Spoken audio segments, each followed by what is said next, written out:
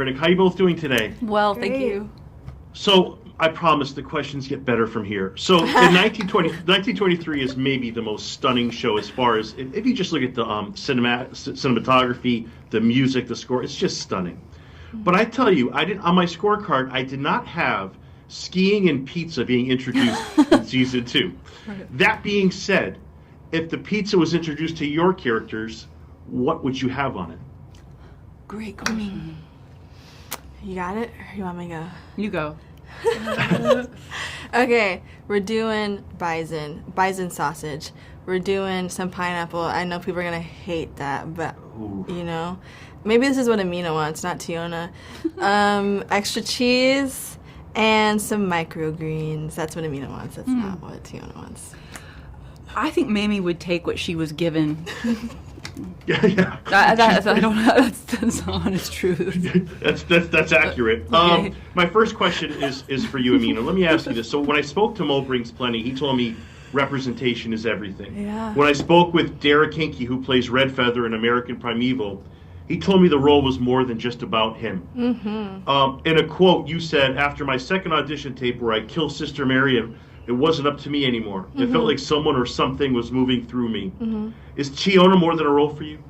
Absolutely. I mean, I think she lives within all of us, especially Indian country, but I also believe she lives within every single person on this planet. I think it's up to you to decide if you want to access that part of yourself or not. Yeah, that first season for you was unbelievable. You dropped the mic in so many ways. It's just impressive. Thank you. Jennifer, let me ask you this. You said you dropped the mic too with a quote. You say, "Comanche only respect the badge if it respects them back." Many marshals found their way in a pine box learning that lesson. You know, she's one of the few very powerful women in a time and a place ruled by very selfish people.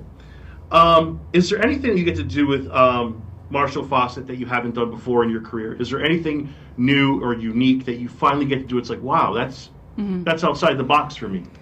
Yeah, absolutely. I think it was, I wasn't sure exactly how to start my preparation, and it started in a very practical way, just figuring out what the major innovations were from the late 1800s to 1923, like the creature comforts that were coming into play, like air conditioning and vacuum cleaners. And then as I progressed and I looked at the 10 sentences I could find on Mamie Fossett, just finding out that she was a woman who had moved to Homestead, didn't work out, and she became a U.S. deputy marshal, which was the deadliest job that was available at the time in the Union.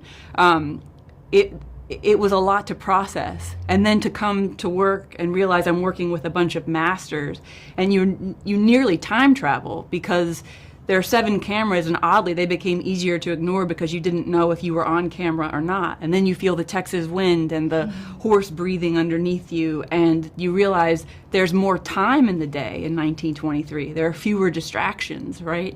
So I think that what I learned through Mamie was that after an event happens, someone says something, someone does something, there's a space between your reaction, and in that space, I took the time as the character, and I'm learning to do so in my life, to process, to choose my response, and then deliver it. But I think for Mamie's case, she had to do that for protection and to elongate her life because, as I said, it was such a dangerous job. But that was such a great acting discovery and also a great personal discovery. Yeah, awesome answer. She was not bullied at all in that scene. I want to thank you both. You are both terrific, and I am looking forward to the rest of season 2. Have a great day. Thank you for your question.